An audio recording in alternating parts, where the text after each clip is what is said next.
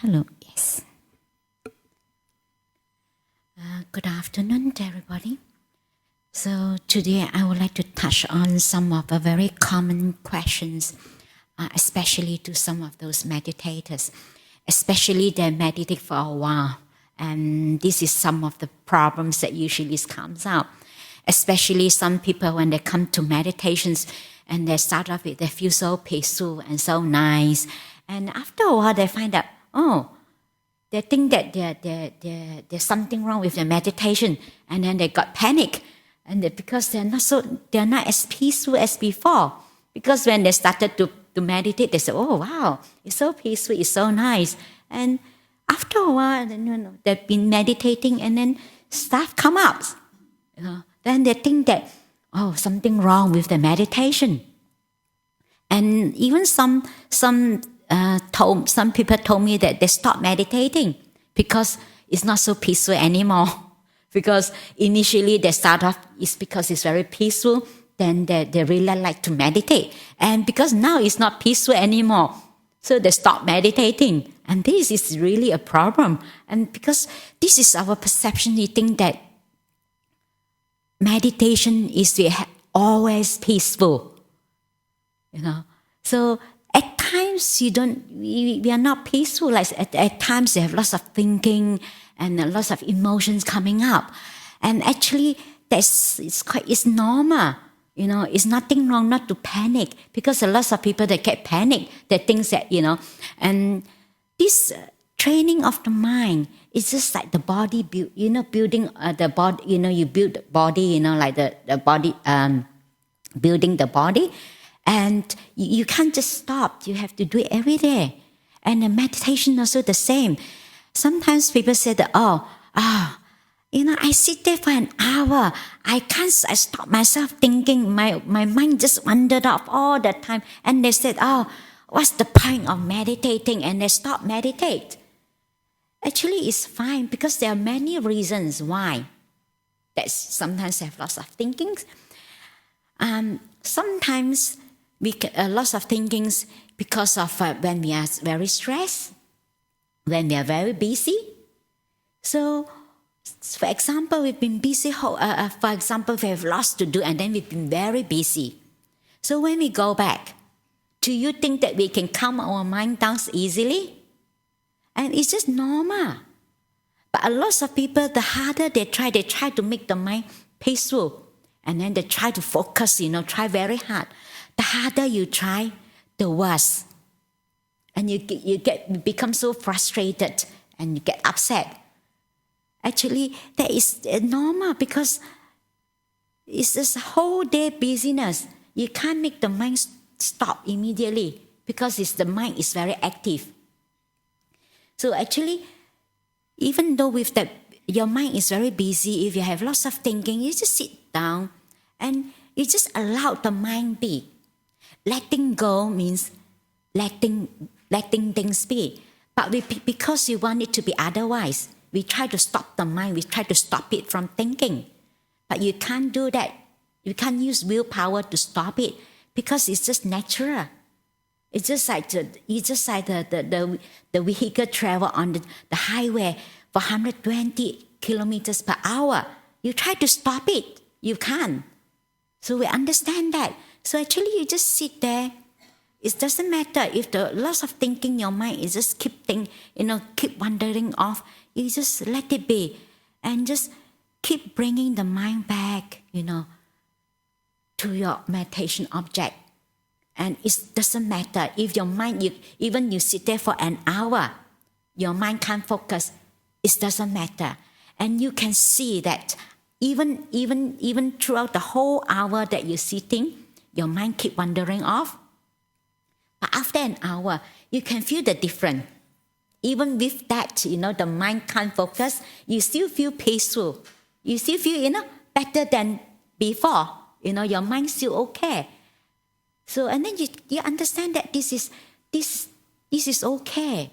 And another reason that sometimes after you're meditating and then you have lots of emotional things comes out, very intense, is also because of when you take the surface, when you started to meditate, and the surface, this is the purification of the mind. It's just like we clean up the rubbish, and we become calm. We take off the surface, and then we can see some of the things deep down inside us, a lot of emotion. For example, like a lot of things that this is how we get on with life. A lot of things, a lot of pain, a lot of things that happen to us that is painful, that we not be able to deal with. So we push it down. We suppress it. So it doesn't mean that it's not there. Actually, it's there. So we try to find distraction from doing other things. And this is a very common thing. For example, like in monastic, when they come in the monastic life, because when you're outside, because we have a lot of outlets to distract our mind, we can, if in the world, you can go to, you just pick up the phone and can call your friend when you have something you don't feel good and something emotional, a very intense emotion come out, or a lot of fear, sometimes lots of sadness, and sometimes these anxieties and all this very intense emotion. Or you feel very agitated and irritated.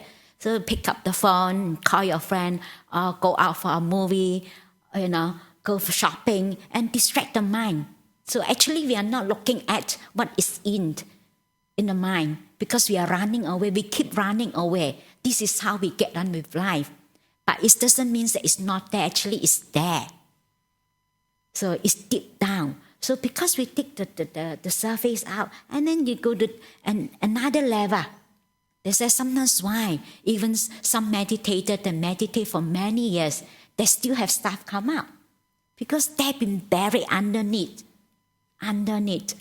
It's just like when we clean our house, so it looks as if clean, but we notice that under the bed, or under the cupboard, under the table, there's lots of rubbish.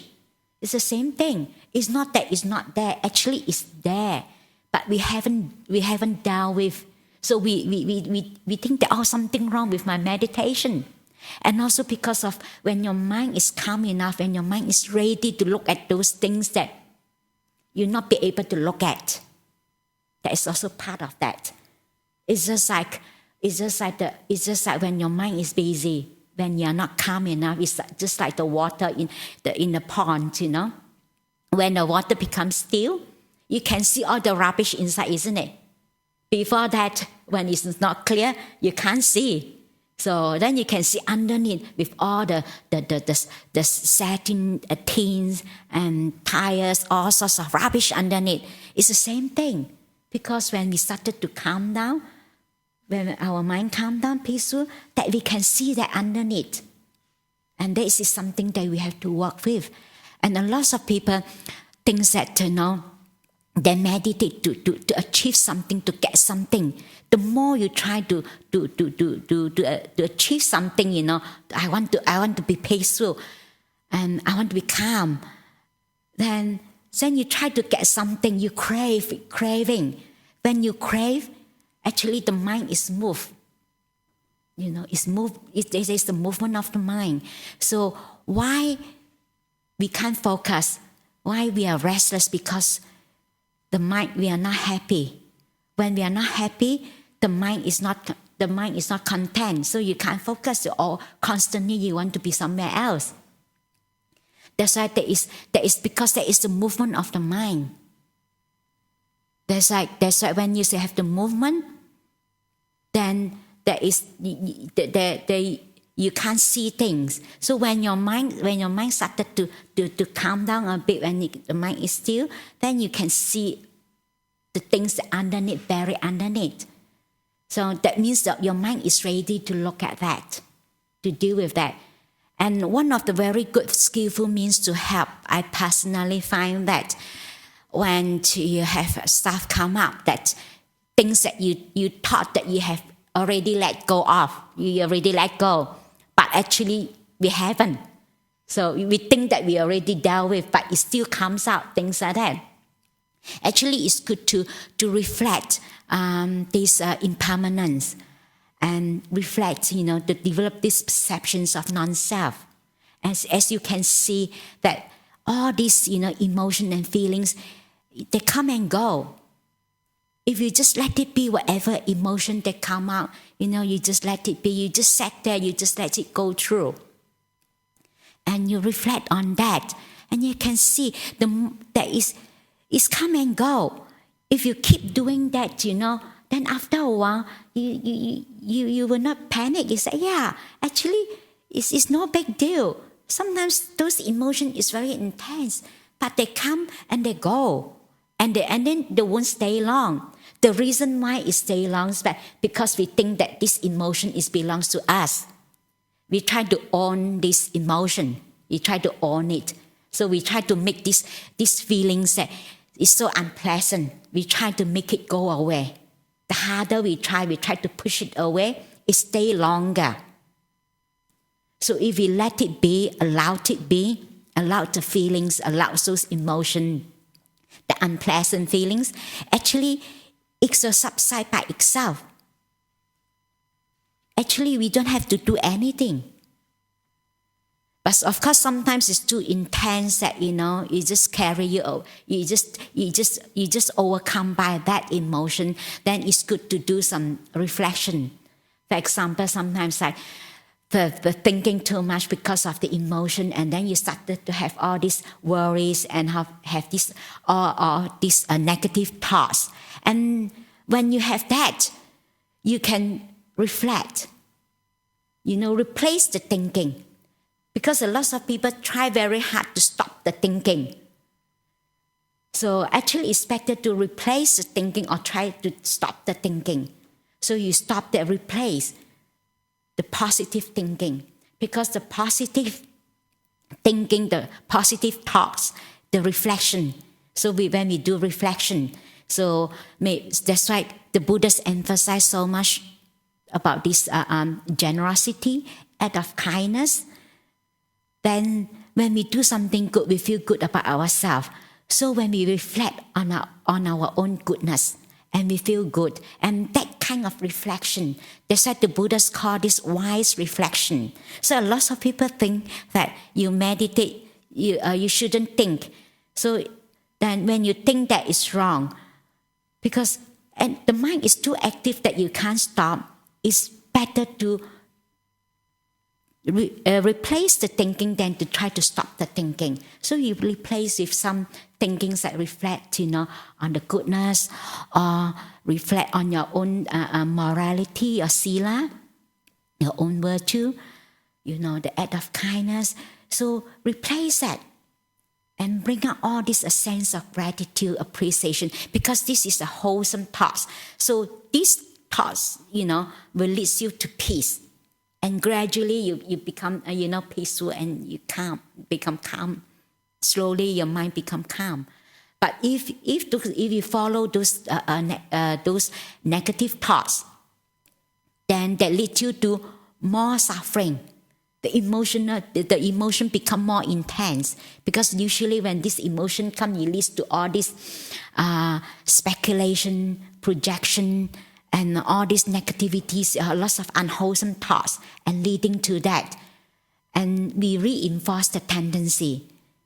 So this is some of the skillful means that you can make use of. You can replace the thoughts, or if your mind is strong enough, you just let it be, just allow it, and just let it calm out, and just allow that feelings, unpleasant feeling, whatever feelings that you experience right now, you just let it be.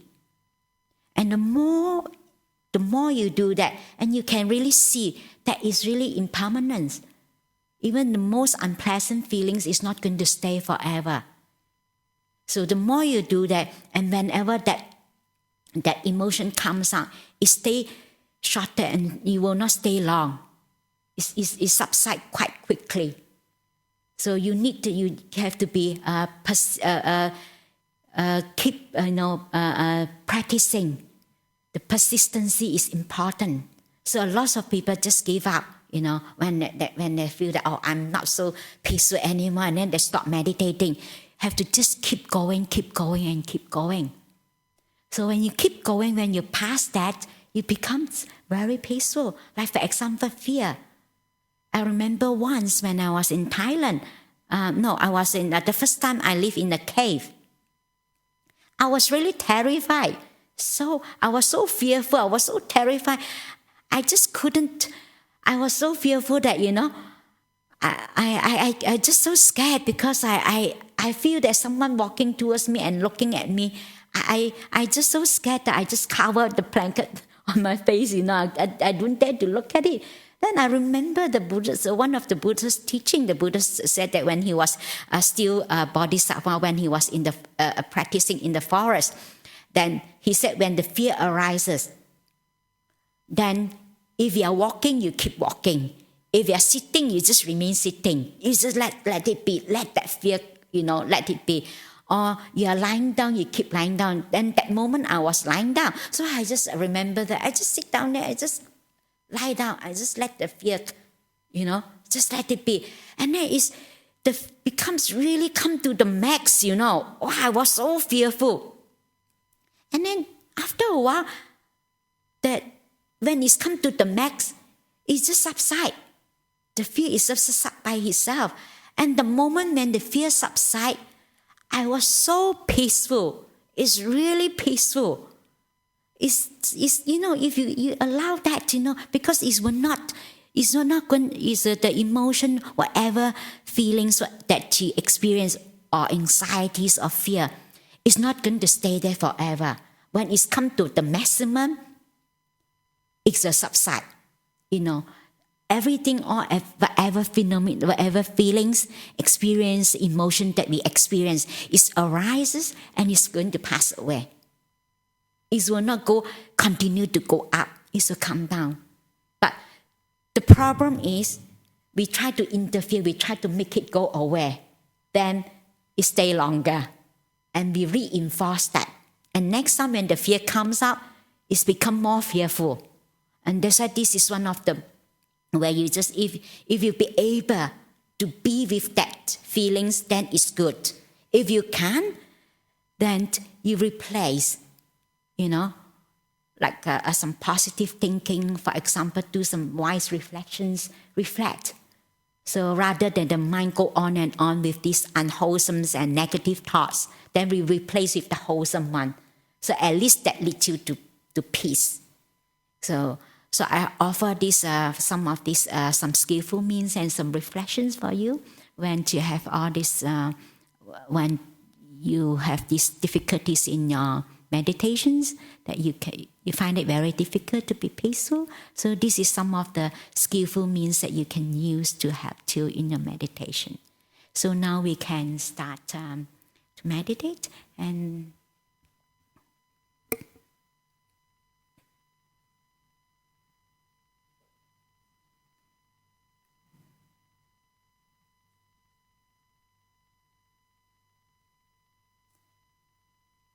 just choose a comfortable position, posture, as comfortable as you can.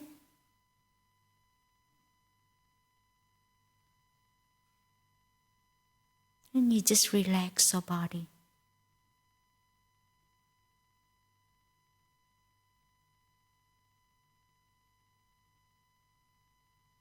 And you bring your awareness to this body and spend a few moments to pay attention to your feelings and sensations of your body. Is there any tightness or tension in your body? And you just relax.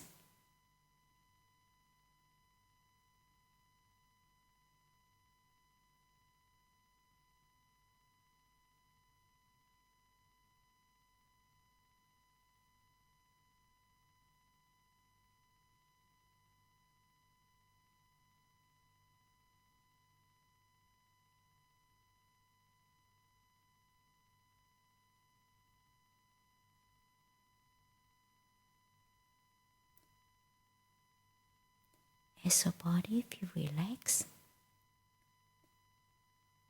and you feel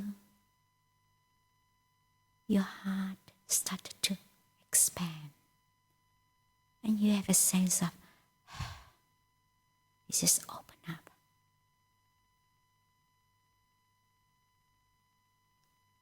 You open up the door of your heart to this moment.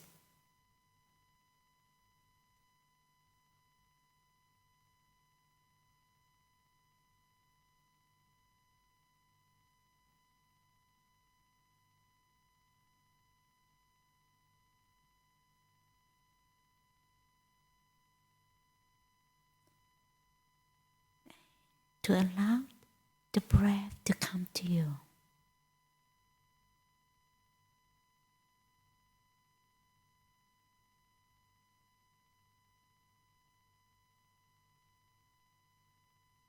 When you relax,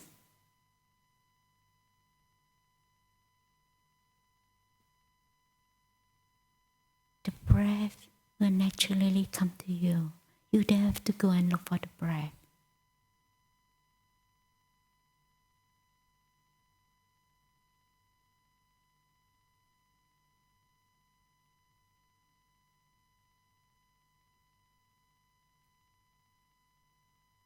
You focus on your in breath and out breath.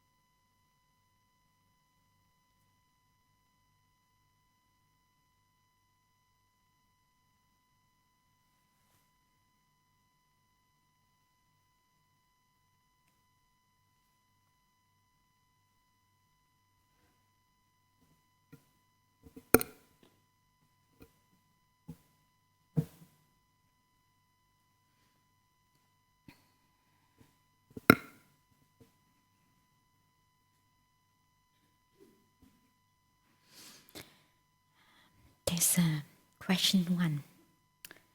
Dear Venerable Hasapanna, how do I deal with the tightening sensations around the head when I'm meditating?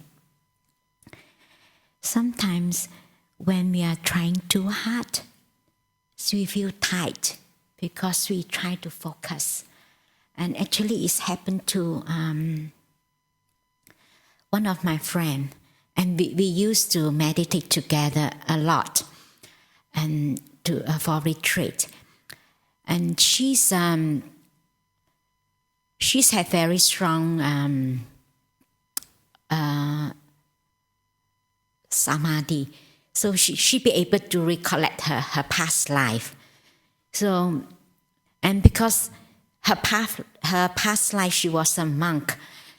So, and she wanted to finish off this life, like she wanted to attain, And then the more she tried very hard.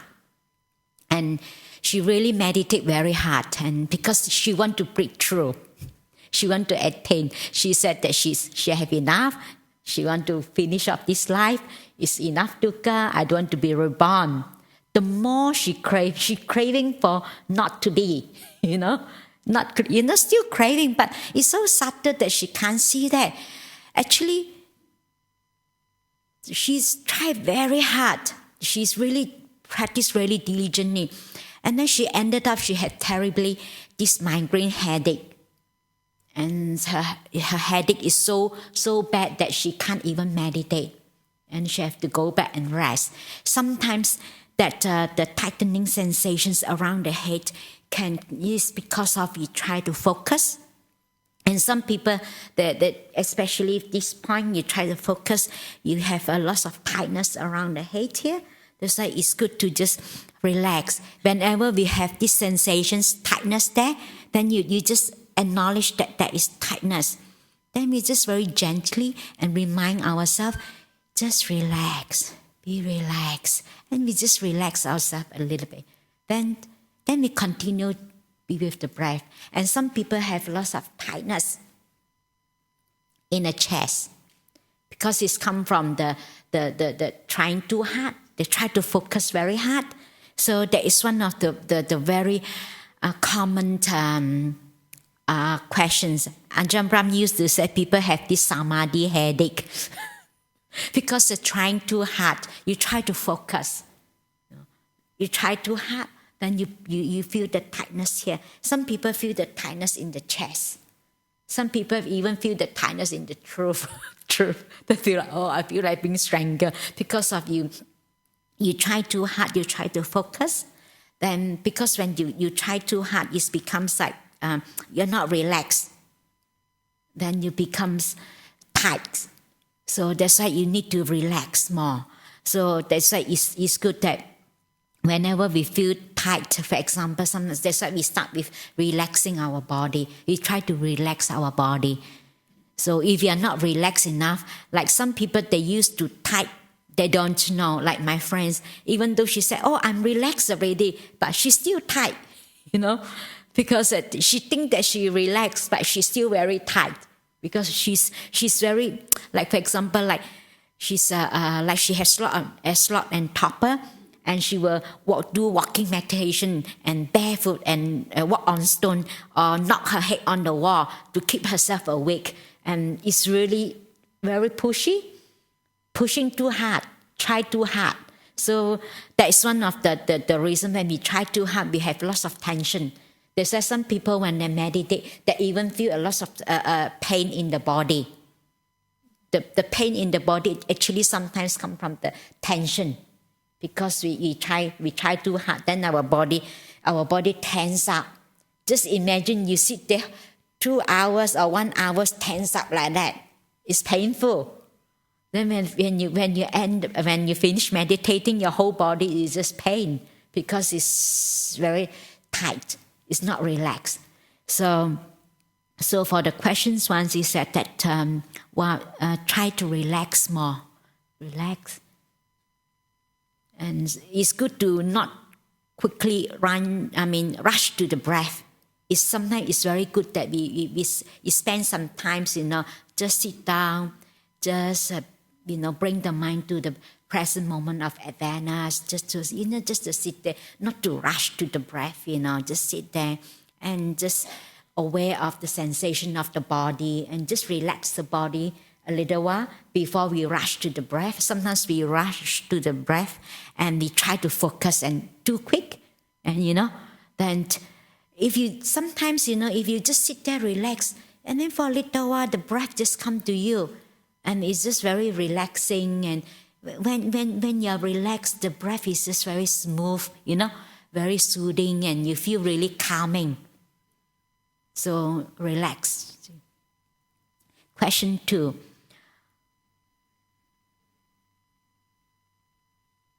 So what are jhanas and why are they important in regards to meditations and Buddha's path of practice? The jhanas means that you are in the absorption, that you have temporarily suppressed or abandoned the 5 hindrances. The reason why it's important, because we are being clouded by the 5 hindrances, so we can't see things as they really are. So that is the mind is not clear. So because these 5 hindrances hinder the mind, the first one is desires, ill will, sloth and torpor, and restlessness and doubt. These 5. And because of this there, so then the mind have no clarity. Being is clouded. That's why the mind is not clear. That's why when we are in absorption, the mind is completely still. When your mind is still, you can see things clearly, isn't it? You try to see things while you're walking, isn't it? You have to stand still and look. You can see clearly what is there. The same thing, the mind, because the mind is just the mind is not still.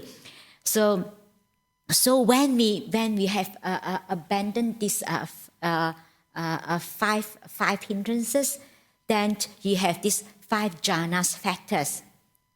So the 5 jhana factors, like the last hindrances, that is the doubt.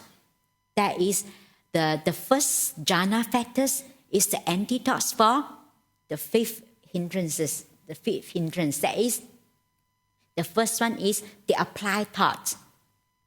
Because the last hindrance, because you have doubt, you are not sure, you'll not be able to apply the mind. You're not sure whether the breath, is it, and then you have doubt. You're not sure. So, but you'll be able to apply the mind, focus the mind onto the meditation object. You just stay there. So you have no doubt, you'll be able to apply. So then the second jhana factors, that is the antidotes for the 4th hindrance, that is the restlessness. Because the second one, so you'll be able to sustain. Because the mind, the 4th one, because the mind just restless. When someone restless, you want to go here and there, isn't it? You'll not be able to sustain. You'll not be able to stay. So you have these applied thoughts and sustained thoughts. Be able to sustain, to be able to stay. So that is the antidotes for that. So, and then this the 3rd hindrance, that is sloth and torpor. That is the 3rd jhana factors. That is the antidotes for the 3rd jhana factors. Antidotes for that. That is the joy, raptures. Because sloth and torpor, that you have no energy. So when we have joy, we have energy.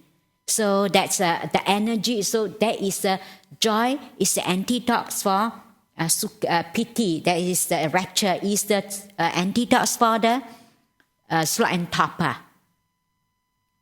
Then then they come to the fourth jhana factors. That is what to get piti and then sukha. That is happiness. So the happiness. Oh, sorry. Yeah. Then the happiness actually. The piti, sukha, happiness. Yeah. Then they come to applied thoughts, sustained thoughts, and piti and sukha and one-pointedness. So the fifth jhana factors is the antidote for the first one. The first, that is the desires. Because the desires, we keep wanting. When your mind wants something, so your mind is moving. So when your mind is moving, so you cannot be unified. That is one-pointedness. So that is the fifth one, the fifth jhana factors. That is one-pointedness. So that is applied thoughts, sustained thoughts, piti, sukha. Sukha is that is the happiness that is for the second one, because of the antidote for this ill will. That is a second hindrance. So that's why when we have abandoned the five hindrances, so you have these five jhana factors. So that's why it's important, because if our mind is not still, then when you come to jhana that is completely still. When your mind completely still, you can see things. Only through, because when you still have the will, because the first jhana, the first hindrance, that is the desires, that is the last one to be able to abandon. That is the difficult, because we still craving, we want to be exist. The sense of self is there. So when the sense of self is there, it's the mind is moving, the craving. So that is the movement there. So when that is the completely still, the mind. So when we completely still, then we be able to penetrate into these three characteristics. That is, we can see that is impermanent, that is non-self, and it is suffering. And you be able to penetrate through this the Four Noble Truths, and you understand the law of karma. So without that clarity of the mind, you can't, because the mind is clouded, is being hindered by these five hindrances. That's why it's important to have this in regards to meditation and the Buddha's path of practice.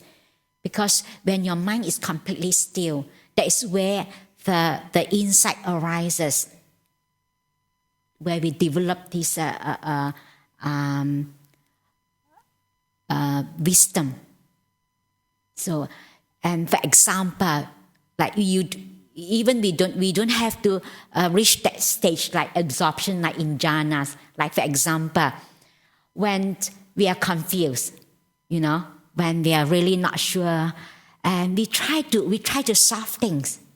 So the more we try to resolve things, the more we try to think, and then we try to solve it. It's difficult, isn't it? The mind is just you can't. So when you put it aside, when you walk away, when you calm your mind down, when you make your mind as peaceful as possible, as calm as possible, when you're calm down, when you're peaceful, and then you can solve your problem. You can think of a way how to solve your problem, isn't it? Because the same thing, that because when you're not peaceful, when your mind is confused, then your mind is not clear, you don't have clarity. So when you have the clarity, you can solve your problem. So that's why you need to have the stillness in order, to be able to see things as they really are, because it's very subtle, like this non-self, impermanent, and it's a very subtle. So we need to have this super duper mind, to have this really the strong mind the strength and to be able to penetrate through this all these our experiences and these phenomena. So that's why it's important in regards to the meditations and the Buddha's path of practice. So any questions or comment? Any more questions? Okay, no more questions? Okay, so we finish.